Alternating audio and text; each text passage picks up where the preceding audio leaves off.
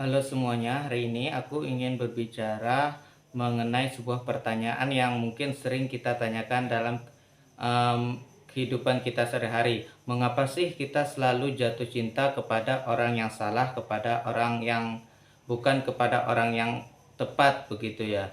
Jadi ini penjelasan aku ini mungkin agak sedikit teoritis karena aku mengambilnya itu dari salah satu buku yang baru saja aku baca.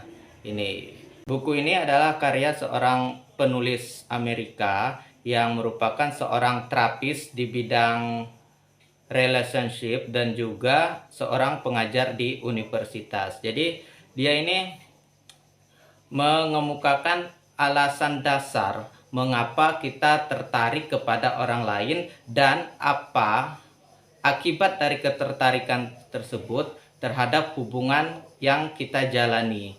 Jadi untuk mengetahui lebih lanjutnya, tonton saja terus video aku ini. Jadi sebelum aku berbicara panjang lebar tentang inti dari buku ini, ada hal yang menarik yang menurut aku perlu untuk disampaikan dan juga ada di pembukaan buku ini, yaitu jenis-jenis ketertarikan romantis yang ada.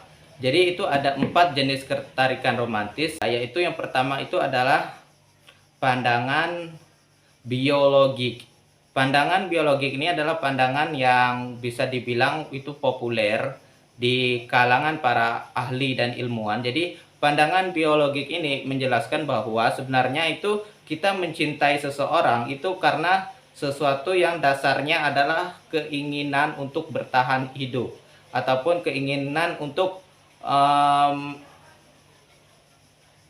menghasilkan keturunan agar bisa berkembang biak, keinginan untuk mempertahankan spesies kita agar tetap eksis di bumi ini. Jadi ketertarikan ini mengisyaratkan bahwa seorang laki-laki atau seorang pria itu jatuh cinta kepada perempuan dengan kualitas cantik, muda, dan berpinggul lebar itu secara naluriah. Alasan mereka jatuh cinta kepada perempuan dengan kualitas seperti itu karena perempuan yang muda dinilai sebagai sosok yang produktif untuk menghasilkan keturunan, untuk menyambung genetika dari manusia. Kemudian juga mengapa kemudian perempuan memilih jatuh cinta kepada laki-laki ataupun pria yang memiliki kualitas sebagai alpha male, yang maksudnya itu adalah memiliki kemampuan untuk mendominasi, karena lelaki yang seperti ini dinilai memiliki kekuatan untuk memberikan rasa aman terhadap keberlangsungan keluarga. Jadi kalau kita bayangin sekarang itu kemampuan untuk mendominasi, misalnya itu kalau hewan itu seperti pejantan alpha male-nya itu ya, kalau gorila itu misalnya yang berpunggung perak gitu kan. Kalau pada sapi itu misalnya yang bertanduk panjang, itu yang berbadan besar itu biasanya yang mendominasi dan yang disukai oleh perempuan. Akan tetapi kalau manusia itu yang kita pahami saat ini itu uang itu merupakan hal yang saya adalah alat kekuasaan yang umum lah, alat kekuasaan yang sering kita lihat. Jadi perempuan itu pada dasarnya lebih memilih laki-laki yang memiliki banyak uang ataupun tebal dompetnya, karena laki-laki yang seperti ini dinilai dapat menjaga keberlangsungan hidup keluarga yang akan mereka bina. Ini tentu saja merupakan pandangan dari teoritis. Kemudian ada pandangan kedua. Pandangan kedua ini disebut dengan pandangan psikologi sosial. Jadi pandangan yang kedua ini berangkat pada teori pertukaran sosial. Kita merasa jatuh cinta kepada seseorang yang kita nilai itu sederajat dengan kita.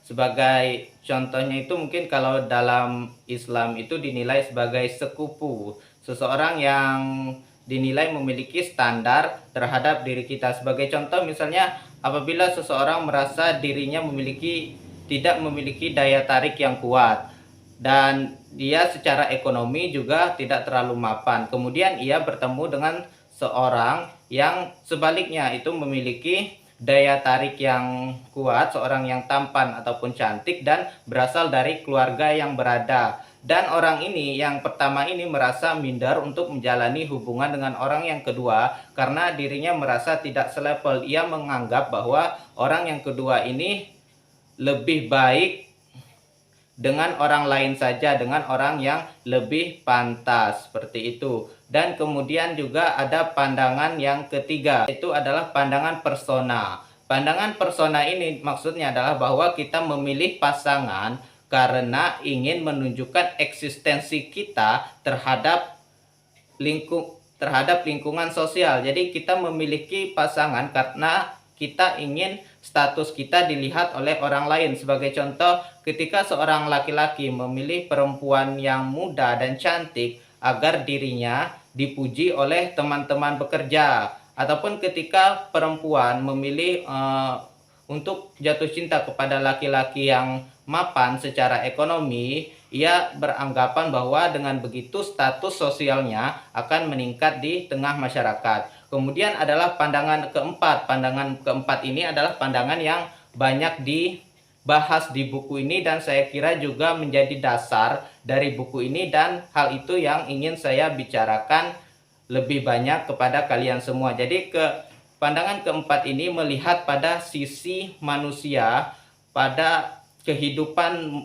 mulanya, kehidupan ketika ia masih kecil. Jadi pandangan keempat ini yaitu pandangan masa kecil yang terluka. Jadi manusia itu pada dasarnya ketika berada di rahim seorang ibu, ia merasa keterikatan yang sangat kuat dengan sosok ibu. Dia memiliki sebuah hubungan yang sangat melekat dan menjadi bagian darinya yang tak terpisahkan. Akan tetapi ketika ia dilahirkan dan kemudian ia bertumbuh dewasa, perasaan utuhnya di dalam rahim seorang ibu tersebut kemudian berlahan-lahan menjadi hilang, sehingga orang yang tumbuh dewasa ini merasa dirinya ada sesuatu yang kurang.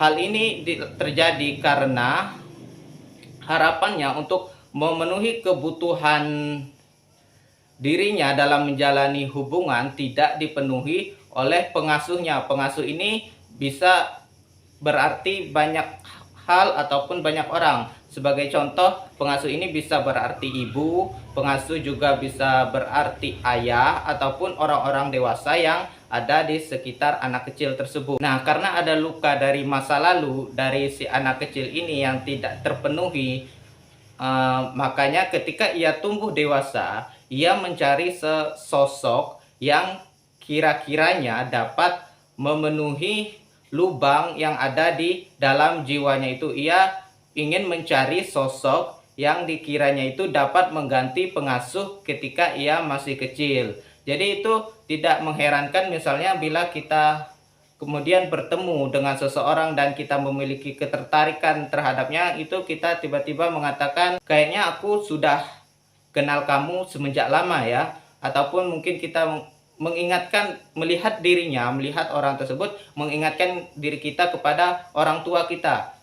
Kamu itu mirip banget ya seperti ayah atau ibuku dulu. Nah, jadi kita itu biasanya sering merasakan ketertarikan terhadap orang yang sangat mirip sifatnya kepada orang tua kita dulu. Akan tetapi pasangan yang kita pilih, orang yang kita jatuh cinta, itu memiliki sifat-sifat yang mirip dengan pengasuh kita dulu, sehingga orang ini juga menyebabkan luka yang sama terjadi kepada diri kita. Karena itulah kita merasa bahwa orang ini tidak berhasil memenuhi ekspektasi kita untuk memenuhi keinginan masa kecil kita yang tidak bisa dipenuhi oleh pengasuh kita. Hal ini membuat kita merasa tidak bahagia. Kita merasa bahwa kekasih kita ini, pasangan kita ini tidak berhasil memenuhi keinginan kita seperti yang kita harapkan. Nah, bagaimana solusinya untuk tetap bahagia dalam menjalani hubungan? Bagaimana menjalani hubungan yang harmonis bahkan ketika kita memiliki luka pada memiliki luka masa kecil. Jadi setiap dari kita itu memiliki luka masa kecil. Jadi pertanyaan berikutnya adalah bagaimana cara kita menjalani hubungan yang harmonis terhadap dengan pasangan bahkan di saat kita memiliki luka masa kecil.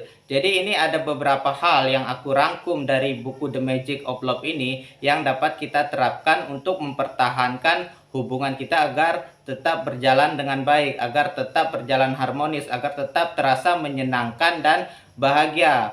Yang pertama yang harus kita pahami bahwa segala hal bukan hanya tentang diri kita, akan tetapi juga tentang orang lain. Kita menganggap diri kita memiliki luka masa kecil, akan tetapi yang harus kita pahami adalah bahwa semua orang juga memiliki luka masa kecil yang sama. Pasangan kita memiliki ketertarikan terhadap kita karena ia juga memiliki ekspektasi bahwa kita akan menutupi lubang yang ada di dalam jiwanya ketika ia merasa terabaikan ketika kecil ataupun ketika orang tua overprotective ketika masa kecil, sehingga ia mengharapkan kita dengan secara ajaib membuat dirinya bahagia. Akan tetapi yang terjadi malah sebaliknya, kita memiliki sifat yang berdekatan dengan pengasuh masa kecil dari pasangan kita tersebut. Jadi penting untuk memahami bahwa bukan hanya kita yang terluka, akan tetapi pasangan kita juga memiliki luka yang sama, sehingga kita perlu mengkomunikasikan hal ini, bagaimana cara kita agar saling menutupi kekurangan masing-masing.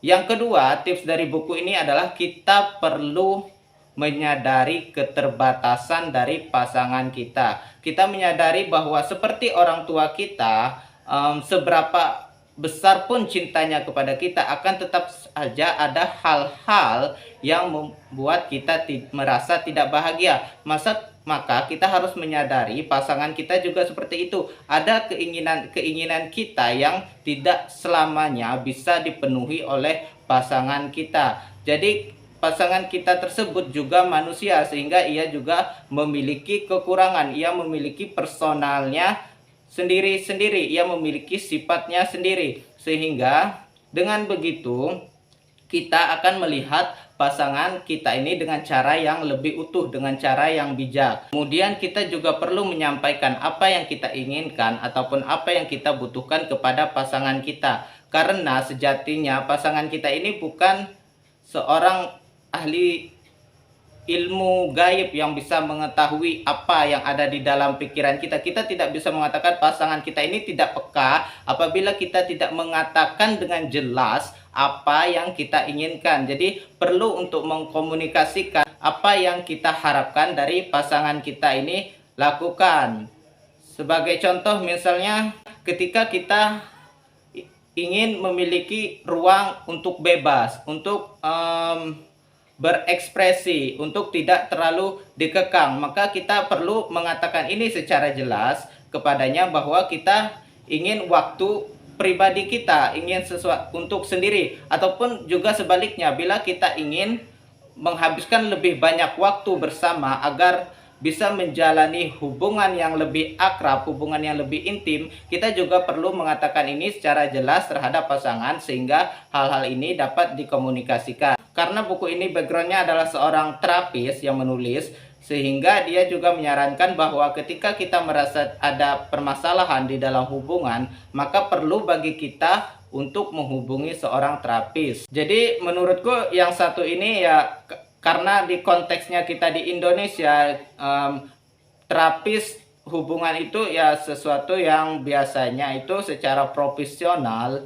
itu agak jarang kita temui. Ya biasanya itu kalau sepengalaman saya itu biasanya kalau ada hubungan itu biasanya mereka berkonsultasi dengan keluarga ataupun berkonsultasi dengan KUA ataupun sejenis orang-orang yang kira-kira dapat dipercaya. Seseorang yang mungkin sudah terbiasa dengan permasalahan dalam hubungan manusia. Jadi buku ini memang lebih menitik beratkan pada permasalahan pernikahan, akan tetapi ya menurut aku sebagai seseorang yang belum menikah pun masih dapat menikmati buku ini, karena buku ini memiliki bercerita tentang hubungan manusia yang sangat universal.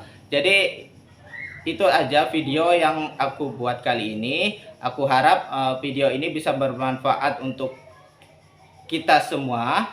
Kalian bisa mengambil ilmu dari buku ini dan aku juga bisa belajar untuk berbicara dengan lebih baik lagi. Jadi sampai jumpa.